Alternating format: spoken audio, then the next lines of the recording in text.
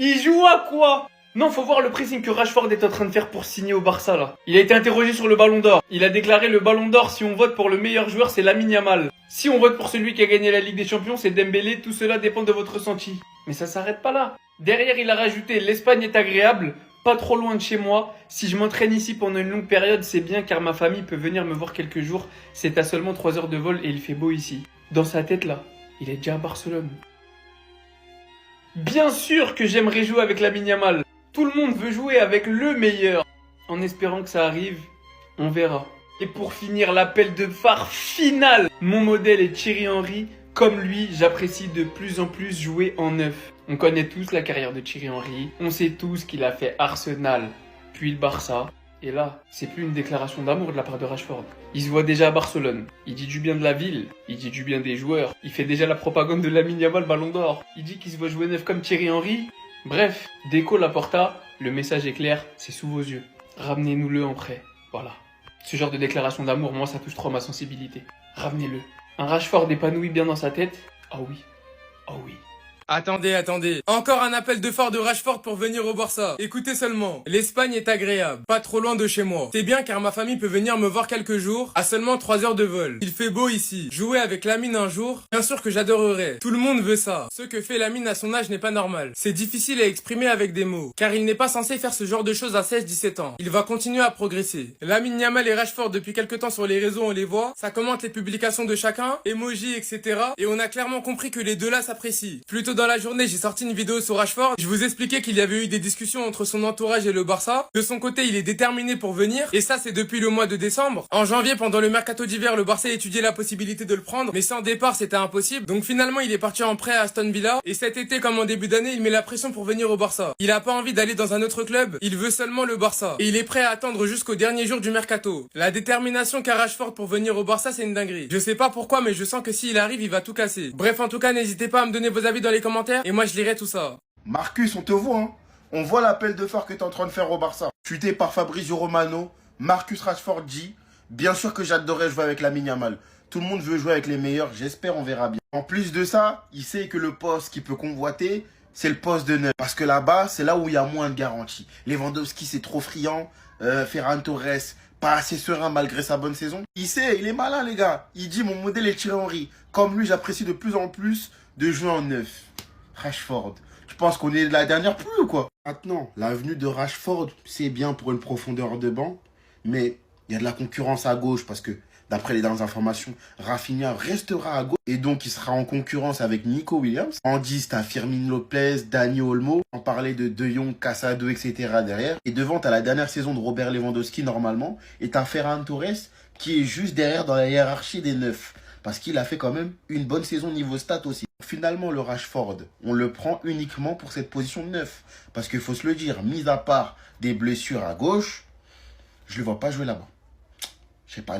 Attendez. Si en plus de Nico Williams on ramène Rashford, la vérité on va avoir une équipe de malades. L'entourage de Marcus Rashford confirme des discussions avec le Barça ces derniers jours. La très probable arrivée de Nico Williams n'empêche pas le club de garder cette option comme une opportunité de marché en plus. Le joueur a très envie de rejoindre le Barça et est disposé à attendre jusqu'au dernier jour du mercato. Et concernant Nico Williams, tout indique que Nico Williams sera la deuxième recrue du FC Barcelone. Et ce malgré son frère qui essaye de lui mettre la pression. Je sais pas ce que cet homme est en train de nous cook, et croyez-moi ça sent très bon. L'été dernier pour le mercato il avait pas géré du tout. On s'attendait tous à voir Nico Williams parce qu'à gauche il nous fallait absolument un ailier. Et finalement la seule recrue du mercato c'était Dani Olmo, sachant que c'était pas une priorité. Par contre cet été pour l'instant ça commence bien. Johan Garcia c'est fait, il a signé son contrat hier. Nico Williams c'est une question de jours. Il y a déjà un accord total avec le joueur et il manque plus que la clause libératoire. Marcus Rashford ça pourrait se faire dans les derniers jours du mercato, sachant que Manchester n'en veut pas et que lui il veut seulement jouer au Barça. Et en cas de départ de Gérard Martin on pourrait prendre Grimaldo. Echo s'il te plaît régale-nous. Bref en tout cas n'hésitez pas à me donner vos avis dans les commentaires, histoire de savoir ce que vous en pensez. Et moi je lirai tout ça. Mais y'a quoi en fait? Je me réveille, j'apprends que c'est quasi déjà fait. Nico Williams et le Barça ont trouvé un accord pour un contrat de 6 ans. La source c'est Fabrizio Romano. Donc l'accord a été trouvé pour un contrat de 6 ans jusqu'à juin 2031 avec un salaire net aux alentours des 7-8 millions. Honnêtement ça va hein. Le Barça est actuellement en train de travailler sur les termes financiers pour faire en sorte que le contrat se fasse avec Bilbao. Et en parallèle, pour ceux qui auraient encore des doutes, on apprend que Nico Williams aurait refusé une nouvelle offre du Bayern Munich. Parce que pour ceux qui sont pas au courant, le Bayern, ils sont en train de faire le forcing. Mais ils font pas le poids. Non, ils font pas le poids. Ce qu'il faut comprendre, c'est qu'on était juste en Hesse en fait. On avait juste pas de dalle. C'est pas qu'on attirait plus personne. Oh, loin de là. Mais c'est juste que le Barça, encore aujourd'hui, ne peut pas se permettre de recruter à foison comme d'autres clubs. Doit bien choisir et surtout, doit très bien travailler pour pouvoir signer ses joueurs et les enregistrer par la suite.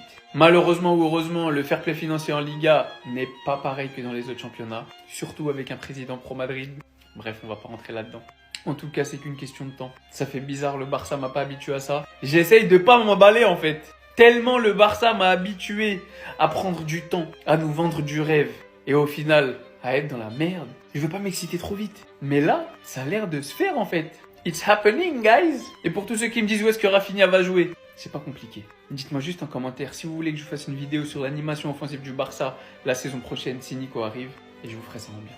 C'est Lamine Yamal qui aurait forcé. L'affaire avec la femme, ça va beaucoup trop loin. Il doit absolument se reprendre. Je vous en avais parlé il y a quelques temps. Il y avait un grand drame en Espagne au vu du fait que Lamine Yamal, 17 ans, aurait été aperçu avec une femme qui a 2 ans de moins que son père. Hormis le fait que sur le coup, on en a voulu à la femme d'être avec lui, tout simplement, parce qu'on se rend pas compte à quel point c'est une dinguerie, surtout si ça aurait été l'inverse. Aussi qu'aujourd'hui, elle déclare, c'est lui qui a cherché à me contacter. Je lui ai dit, il y a trop de différence d'âge. Car j'ai presque 11 ans de plus, tu ne trouves pas. J'ai cherché à ne pas m'exprimer publiquement sur cette affaire en 2025. Cependant, puisque Lamine Yamal a évoqué notre prétendue relation, je trouve approprié de partager ma version des faits avec clarté et respect. Il prétend vivre avec sa mère, mais en réalité, il vit seul. Il dit m'avoir rejeté alors que c'est lui qui a cherché à me contacter et a insisté pour que je le rencontre.